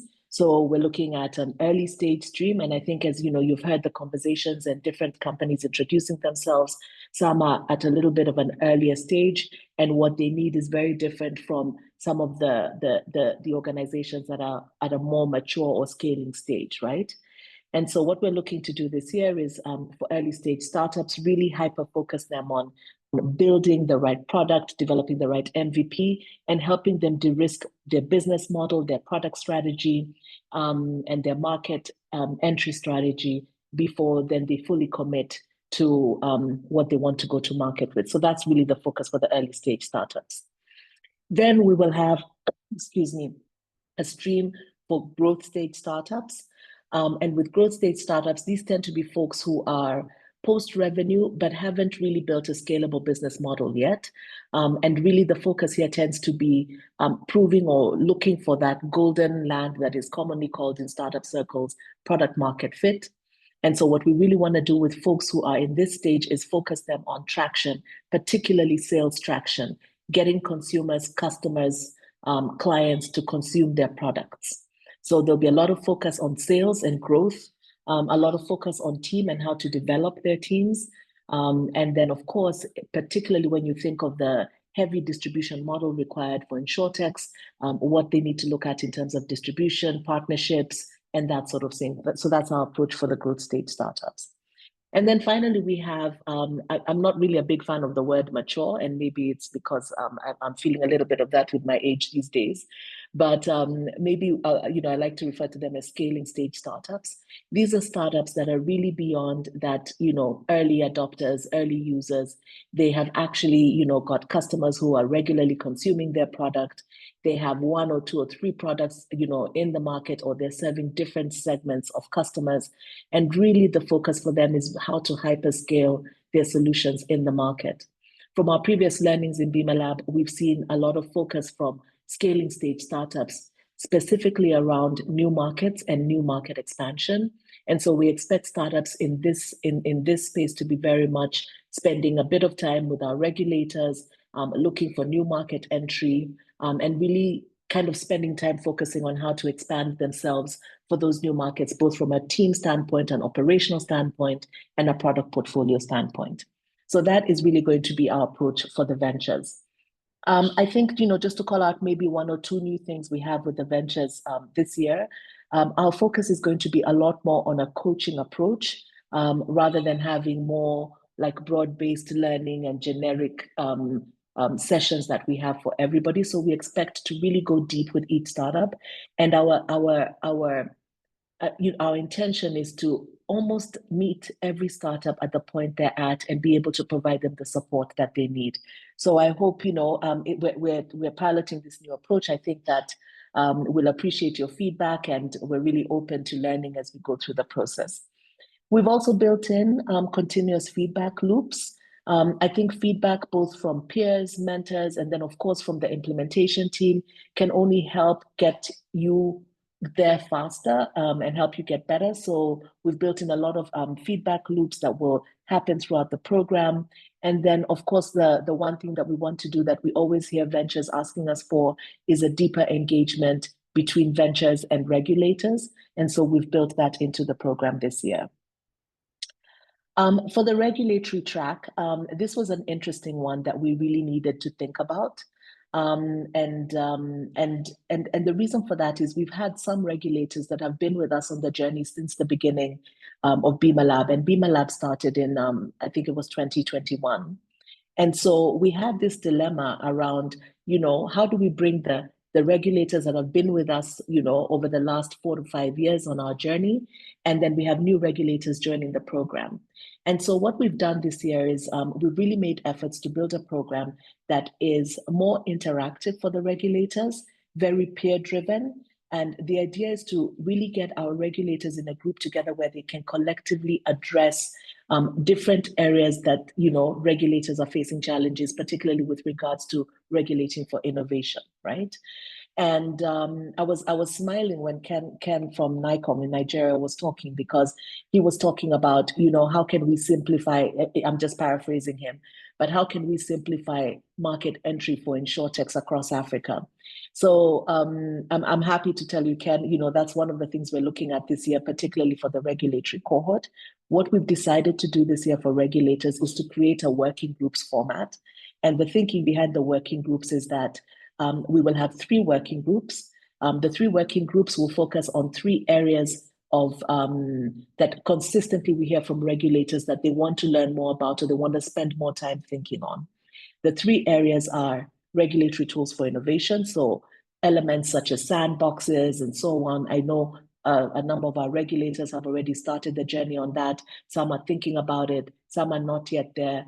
How do we kind of bring everybody together and see how we can peer coach each other, share some of the policies and regulatory frameworks that have been developed around these, and where do we have room for improvement? So that will be the first working group.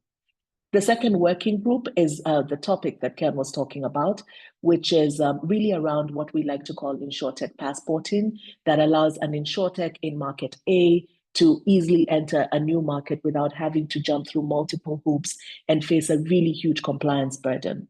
And of course, underlying the Insurtech passporting is really data and data sharing protocols. And so that will be a second working group. And we really expect them to spend more time on really trying to understand and establish what the right data sharing protocols should look like to allow for almost like seamless Insurtech operations across African borders.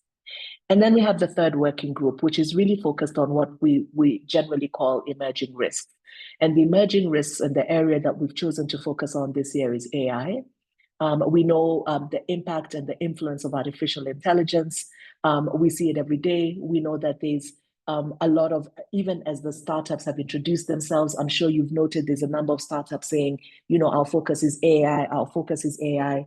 And so how do we bring a group of regulators together to really think intentionally about, you know, what should their response to AI solutions look like? And how do you create the right regulatory framework that is not purely focused on the regulatory side of things, but is really ensuring that you're enabling or creating an enabling environment for innovation to continue to happen. So those are the three working groups for the regulators. We hope with this approach that we'll see a lot more knowledge sharing happening across regulatory bodies in different markets and different countries, and really build capacity within the regulators. We expect the working groups will end up kind of being able to deliver some working papers or white papers that will influence policy decisions. We expect to see a more practical approach rather than a theoretical approach in terms of addressing some of these emerging challenges such as AI. And then, of course, you know, expecting to find that the teams have some actionable recommendations and best practices for regulatory, for innovation, both at the regulator, but of course, in terms of regulating for innovation as well. We've built in this year a number of key delivery tools. We really want the experience, particularly for our startups, to be very varied, and it's not just a lecture format. So we're thinking, you know, how do we use expert mentors in the program? How do we use peer groups where we bring in startups that are either focusing on the same vertical in terms of market segment or at the same stage of maturity, and how do they start to learn from each other? I often say that the best partner for a startup is another startup that's gone a little bit ahead of them. So how do we encourage cross-learning across the different groups? We're building in diagnostic clinics that allow us to drill down on specific areas that a specific startup may need help with. And then, of course, we've also built in, like I said, continuous feedback loops that take shape in the form of checkpoints throughout the program. I think I saw a question popping up about dates. I'll address that in my last slide. I only have 3 slides, so we can move on to the next slide, please, Warwe. Okay, so this is what our program timeline and milestones look like. We're expecting to run a 20-week program this year. What we do, though, is build in somewhat a week's break between after every 4 weeks, just to allow people to have that moment to reflect, to apply some of their learnings within their business, and to implement those, right? So we're starting now. Today is our soft launch, or our kickoff, as we like to call it. Over the next 2 weeks, we are going to spend a lot more time one-on-one with the startups, and our focus is going to be on onboarding, doing our needs analysis, baseline, understanding who you are, where you're at, really understanding what your learning plan needs to look like, and then, of course, matching you with a mentor from our pool of super expert mentors. I think that we've got a really exciting lineup of mentors, some of whom are on the call today, by the way. So I just want to take a moment and acknowledge them and say we really appreciate all the work that you're doing. Simultaneously with that, we will have the onboarding happening for the regulators, but the regulators will run a totally separate cycle. And as I mentioned earlier, there'll be a very specific kickoff for the regulators themselves. So today I'm just going to primarily focus on the startup program. Thereafter, we will have our learning weeks, and that will be a mix of those different learning methodologies you saw there. There may be 1 or 2 learning sessions in terms of masterclasses. We expect you to consistently engage with your mentor. We will do deep dives in terms of specific areas of need that are surfaced during the needs analysis process. And then in the week of the 14th to the 18th of July, we will have our in-person session that's going to be primarily focused on customer discovery, and so on. And that's what's going to happen in Zambia. But in week 10 of the program, we will have our first progress review, which is the moment that we allow every startup to do an individual pitch to a panel.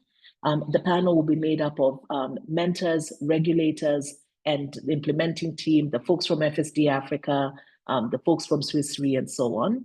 And the thinking there is that we really want to see how far you've come from the first needs analysis that we did, and really understanding you and understanding your solution and understanding your company. But two, it allows us the opportunity to share and give you feedback that will allow you to move faster in terms of accomplishing what your goals are for the accelerator. Thereafter, we'll continue with our learning cycles. And then in week 18, we will have our second progress review. It's the final progress review. It's really a full pitch. It kind of ties into our investor readiness period, where we kind of double down on that, because at that point in time, we'll be looking to get ready for our demo day. And so the focus here is really understanding how ready you are for investment. I'm not making the assumption that everybody comes in looking for investor funding. It may be, for example, and I use that term liberally because it could be, for example, that you're looking for specific partnerships with different insurance companies, or you're looking at that as a sort of investment. But the idea here is that how ready are you to have the right conversations with potential investors and potential partners, and to really pitch and put your product out there in the market. And then the program ends in week 20, and week 20 is when we have the demo day. The demo day will be an in-person event as well. And as we speak, if I'm not wrong, I think the location is supposed to be Cape Town, South Africa. I apologize to the FSD folks if I've spoken out of turn as far as that's concerned, but currently we're planning to have the demo day in South Africa. My next slide will speak specifically to dates. So if you can move us to the next one, Warren. All right. So in terms of the outcomes for the startups, I mean, we're really expecting you to make the most out of the mentor relationships. I've just touched on mentors briefly, but for me and the experience I've had in terms of watching startups go through different accelerators and different programs, the mentorship relationships outlast the program, and in fact end up being longer term relationships that are really deep, and it's really a safe space for you. So we really encourage that you put your best, give it your best effort, because this is really a very rewarding experience. Obviously, there's the investor preparation that you go through. We think, and if you look at the different startups that have introduced themselves today, and you've heard some of the regulators speaking, I mean, we're expecting to have regulators from over 16 countries in Africa as part of the program. So there's a really huge opportunity in terms of broader ecosystem exposure, and we really encourage you to take advantage of that as much as you can. And then, of course, there's the learning, the elements of learning that are built into the program, whether it's customer validation, growth, sales, the traction you need to have, operational excellence that you need to build into your institution or your company.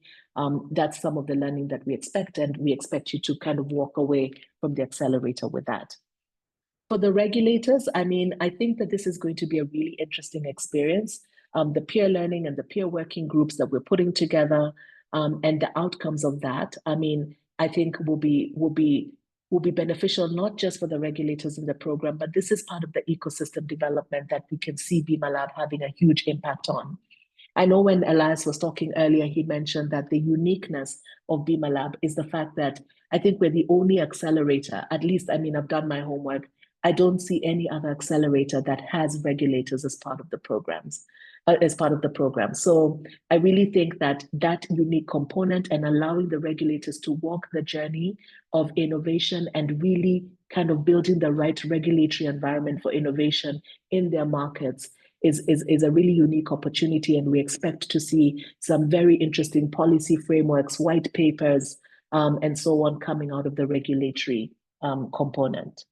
And then for all, of course, there's understanding new markets. Maybe you're thinking of what's my next market opportunity? Where do I want to go into next?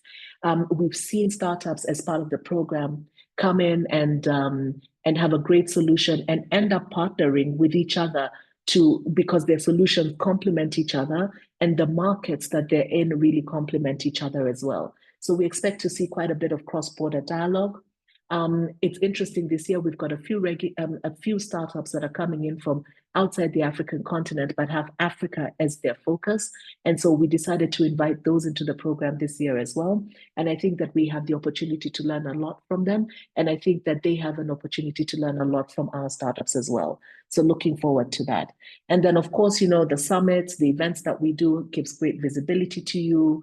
And then we have our alumni network, two of whom you met today. So we imagine that that's going to be a great conversation for everybody in the program. Finally, we have, as I mentioned earlier, two in-person activities this year. The first one was mentioned when we were having the conversation with our Zambian regulator, PIA. So we have that July 14th to 18th. I think for at least for the startups, we've already reached out and asked you to send your passport information. That's why we're looking for it. So please, if you haven't, we ask that you submit that as soon as possible. We don't want travel logistics to get in the way of what we're trying to do here. So I'll ask that if you haven't done it, please let's move ahead and do that quickly. And then, of course, as mentioned, we have our final demo day. The demo day is not only a demo day, we have what we call the Africa Insurtech Summit that will happen at the same time.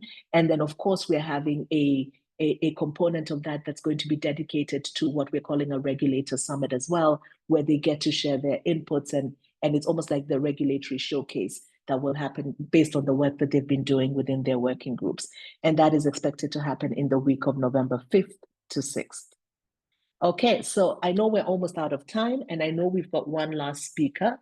So I'm gonna stop there, and I can pass it on to you, Warui, but I don't mind asking Elizabeth myself. Elizabeth is really our key point of contact at FSD Africa, and it gives me great pleasure to introduce her and just ask her to say a few words as we close off the session. We plan to finish exactly on the hour, so please bear with us. I think we're almost there. So Elizabeth, I'll hand over to you. Thank you very much, Tonia. Good afternoon, everyone. I believe I've met each of you, if not every one of you, during the interview session. I look after engagements at FSD Africa and part of the BimaLab program. So today I want to thank all of you for being part of today's launch.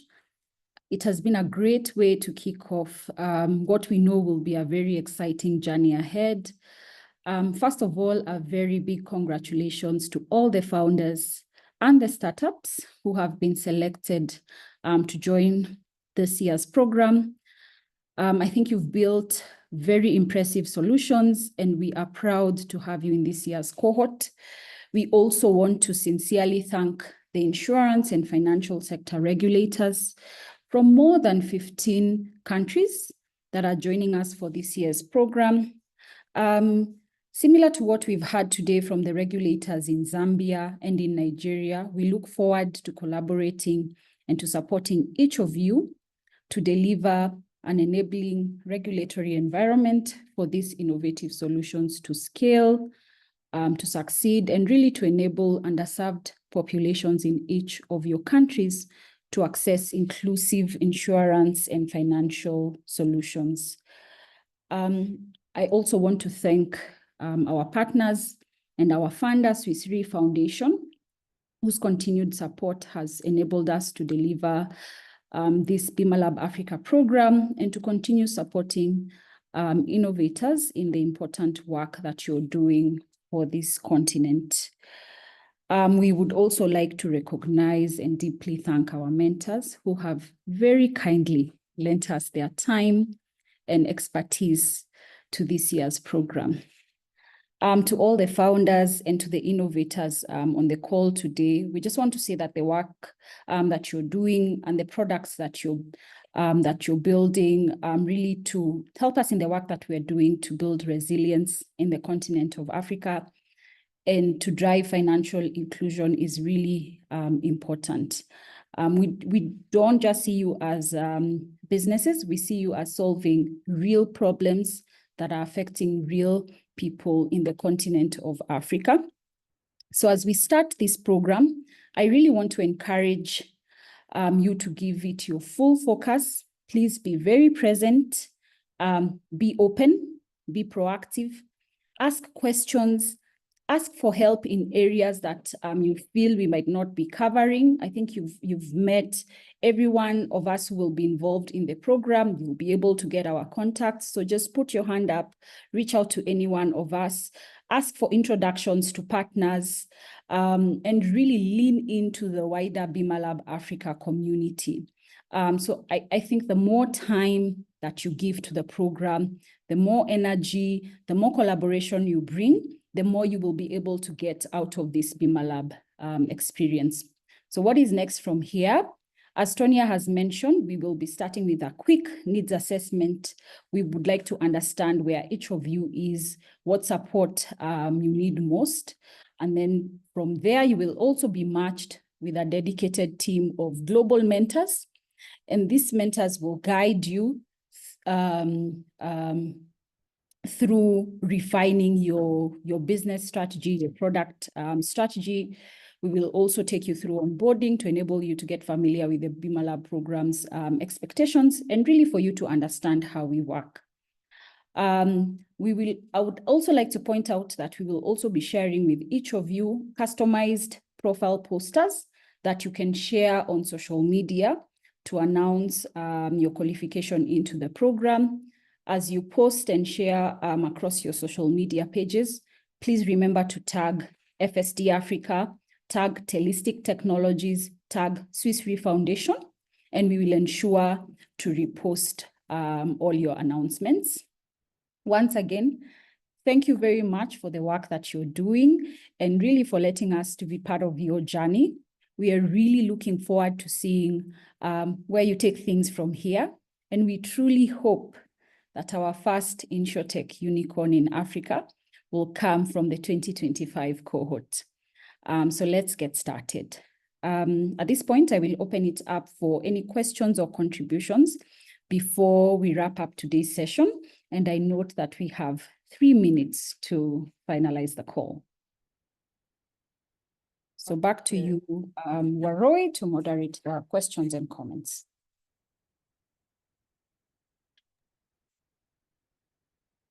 All right. So I'll just open the floor for any questions. So do feel free to unmute and ask your question. And then team, be on standby for any questions related to your docket.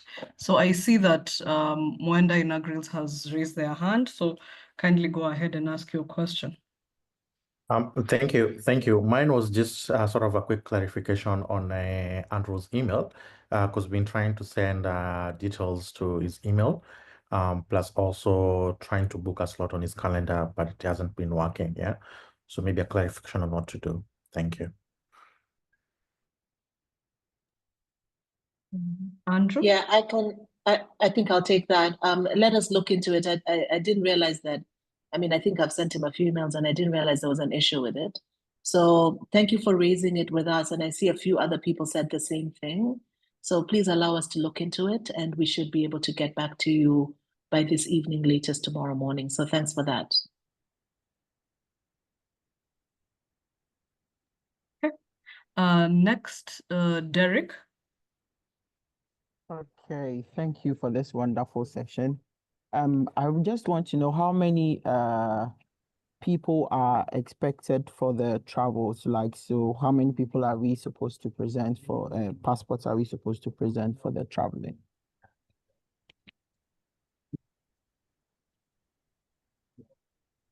Okay, can I take that question? So we typically pay for one person. So we usually have one person in attendance, and that person is ideally the person who has been participating all through, can I say, the program. So that is a person who has been in touch with all our sessions and also can also carry forward that to our in-person session. So that would be one. But if you would like to have other people, let's say from your team, join you, then that would be a cost that your team facilitates.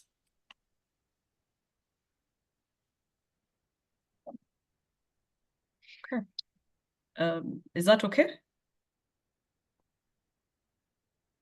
All right, I'll take the silence as yes.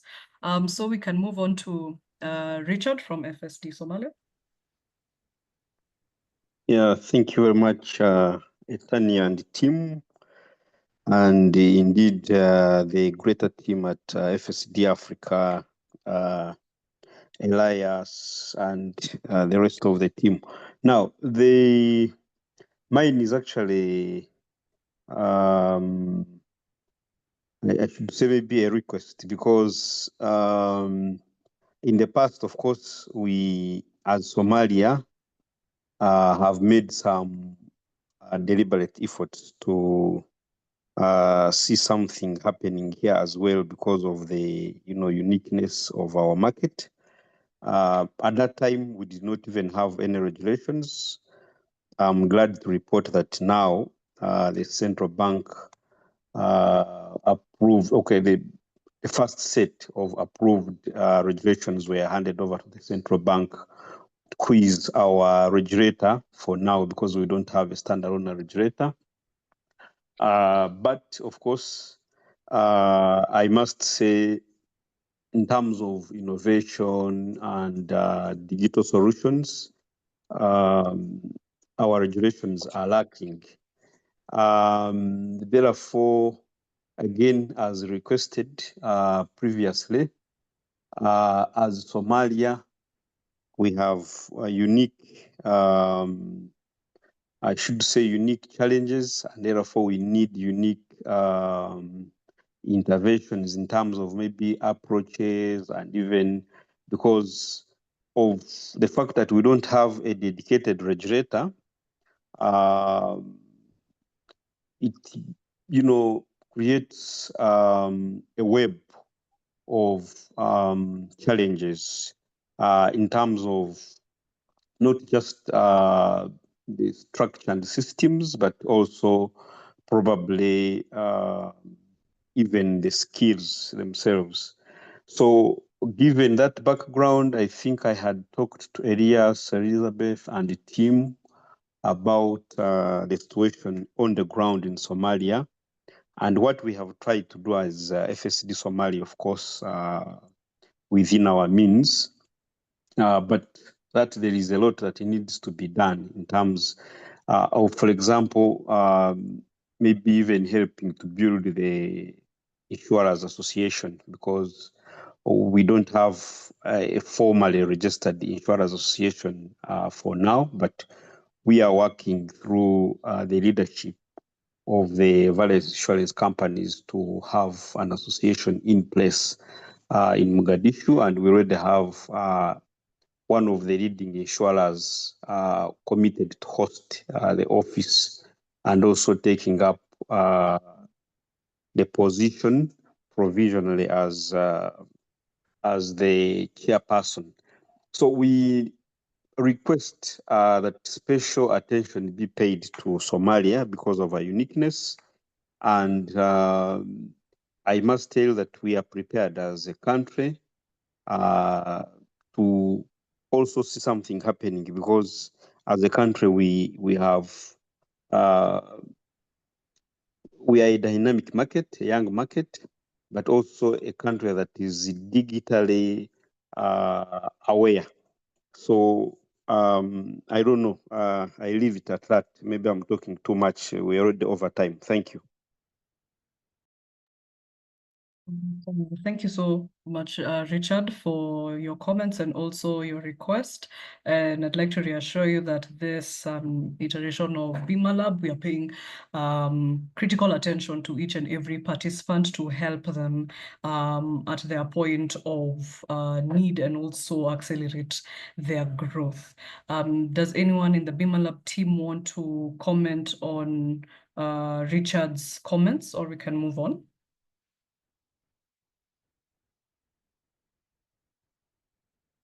All right, okay, I will take silence as we are good to move on. So I think we are out of time. Actually, we are 5 minutes over. So I think we can bring the event to a close, just to be time conscious. But if you have any other questions or comments, you can reach out to us. For the regulators, I believe you have been seeing correspondence with Alex, who is our project manager on the regulator front, and also Elizabeth as well. You can reach out with those concerns. For the venture side, you have seen correspondence from Andrew, who you can also reach out to, and also Tony and I, if need be, we shall also respond to you. So I would like to wish everyone a good, can I say, afternoon or evening ahead. Thank you so much for attending this call. We wish everyone, again, a good evening, and we hope that this learning experience will be beneficial for all of us. So yes, let's get started. And thank you, everyone. Cheers.